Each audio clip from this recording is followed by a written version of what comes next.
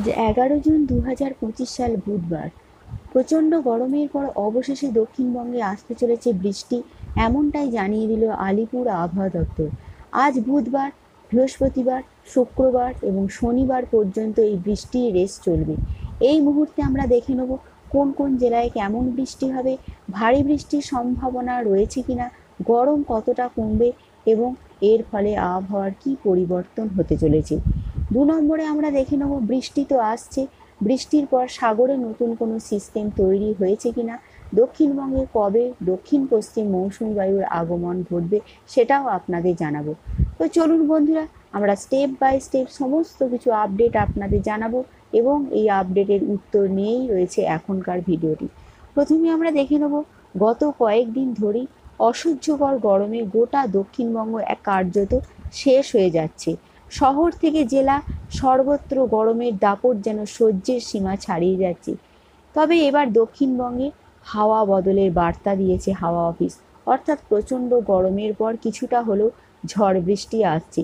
কোথাও বা দমকা হাওয়া, কোথাও বা বজ্রবিদ্যুৎ সহ বৃষ্টি, আবার কোথাও কোথাও দু একটি জায়গায় হালকা মাঝারি বৃষ্টির সম্ভাবনা রয়েছে। তবে আজ থেকে হলুদ সতর্কবার্তা দিয়েছে আলিপুর আবহাওয়া দপ্তর দক্ষিণবঙ্গের একাধিক জেলায়।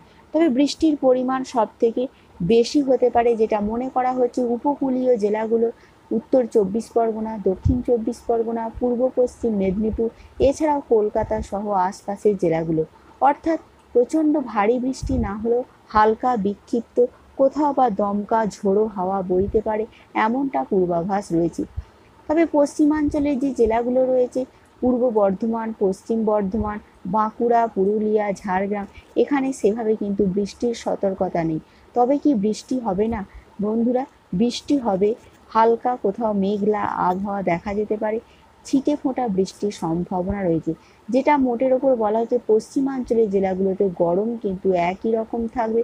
এছাড়াও বৃষ্টির সম্ভাবনা রয়েছে নদিয়া জেলার কিছু কিছু জায়গায়, এছাড়াও হুগলি জেলার কিছু কিছু অংশে বৃষ্টি হতে পারে, বর্ধমান জেলারও কিছু কিছু অংশে বৃষ্টি হতে পারে।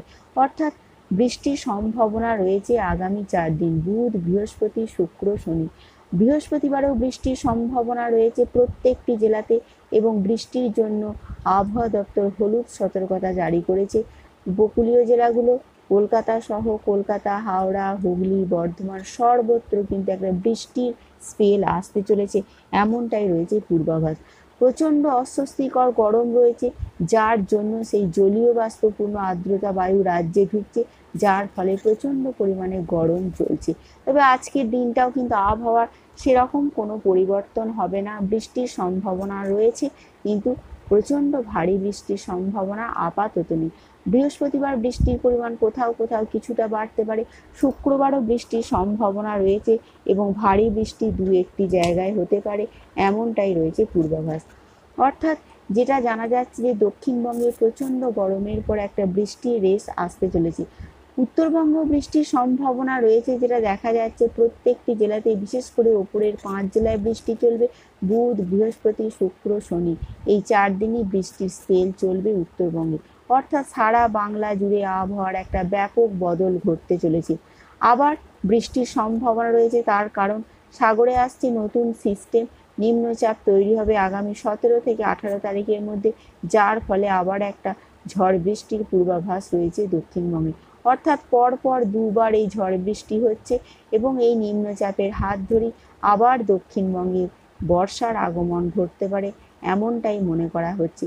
অর্থাৎ প্রচণ্ড বৃষ্টি আসছে আবার সাগরে নতুন নিম্নচাপের কারণে।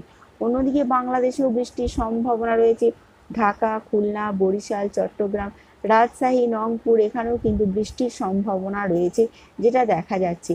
উত্তরবঙ্গে এই নিম্নচাপের ফলে তেমন কোনো পরিবর্তন হবে না, হালকা বিক্ষিপ্ত কোথাও কোথাও বৃষ্টি হতে পারে, এমনটাই রয়েছে পূর্বাভাস। বন্ধুরা, এটুকুই ছিল এখনকার মতন আপডেট। Thanks for watching.